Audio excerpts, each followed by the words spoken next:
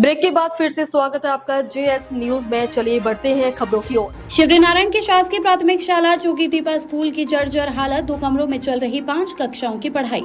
छत्तीसगढ़ के जांजगीर चांपा जिले से एक चौंकाने वाली तस्वीर सामने आई है। नवागढ़ विकासखंड के अंतर्गत नगर पंचायत शिवरीनारायण के वार्ड क्रमांक 1 स्थित शासकीय प्राथमिक शाला की हालत बद से बदतर हो चुकी है। जहां बच्चों को शिक्षा के अधिकार की बात की जाती है, वहीं यहां 2 कमरों में बच्चे पढ़ाई करने के लिए मजबूर हैं।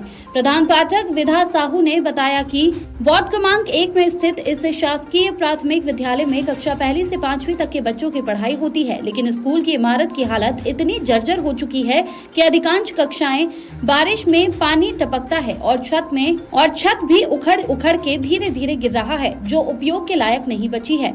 सिर्फ 2 कमरे ही फिलहाल सुरक्षित हैं, वो भी अतिरिक्त कक्ष हैं और इन्हीं 2 कमरों में सभी कक्षाएं संचालित हो रही हैं। न तो बच्चों को पर्याप्त स्थान मिल पा रहा है और न ही पढ़ाई का वातावरण। तो वहीं स्थानीय लोगों और अभिभावकों का कहना है कि वे कई बार स्कूल की हालत को लेकर शिक्षा विभाग के अधिकारियों को अवगत करा चुके हैं, लेकिन अब तक कोई कार्रवाई नहीं हुई है। जिला प्रशासन और शिक्षा विभाग इस पूरे मामले पर मूक दर्शक बने हुए हैं। शिक्षा का अधिकार सिर्फ कागजों पर रह गया है। जिम्मेदार अधिकारी आंख मूंदे बैठे हुए हैं और मासूम बच्चों का भविष्य खतरे में है। अब देखना होगा कि खबर चलने के बाद प्रशासन कब जागता है और इस स्कूल की हालत को सुधारने की दिशा में कदम उठाता है।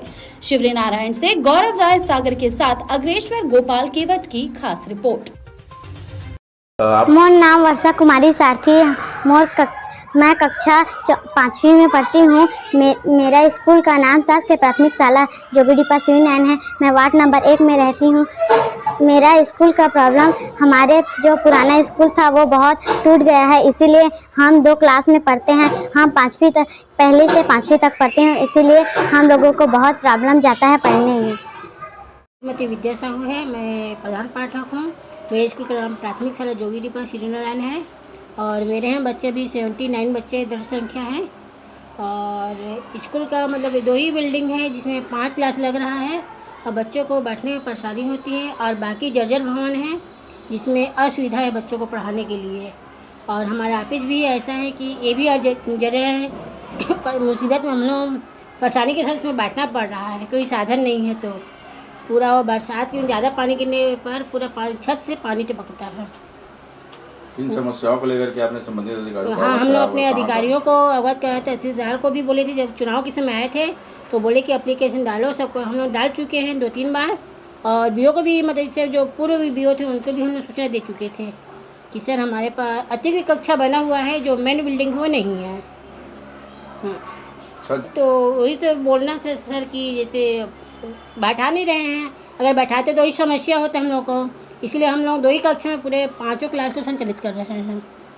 मीडिया के माध्यम से आप अपने जो कि बच्चों का सुविधा अनुसार से मतलब कुछ हम लोग को साधन प्रदान करें।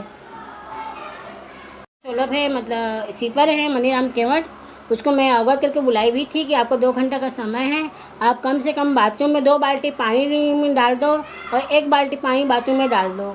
और उसके बाद मतलब मेरे को पूरे स्कूल की सफाई चाहिए। तो बोला मेरा काम ही सिर्फ सफाई करने का है, मेरे को बाथरूम में पानी नहीं डालूंगा, आपको जिससे भी शिकायत करना है कर दो। बोले मैं ना BODO से नहीं डरता हूँ। बोले पानी नहीं डाले हैं और मेरे को अगर सफाई भी करवाना रहता है तो मैं अतिरिक्त पैसे देके मैं अलग से सीपर बुला के सफाई करवाती हूँ।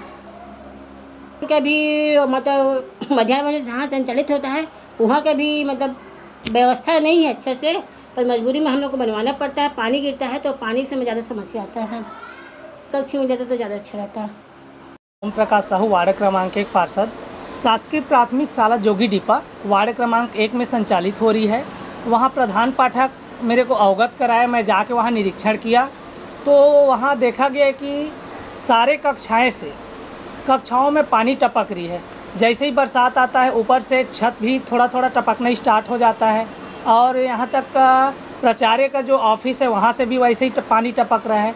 वहाँ अतिरिक्त 2 ही कक्षाएं हैं जो सही हैं, वहाँ 5 कक्षाएं को संचालित हो रही है और वहाँ लगभग 80 से 85 बच्चे हैं, तो 2 कक्षाएं में कैसे व्यवस्थित हो पाएगी। तो शासन से निवेदन है कि इसको जल्द से जल्द अच्छे की स्थिति में है, उसको नवनिर्मित भवन की बहुत आवश्यकता है।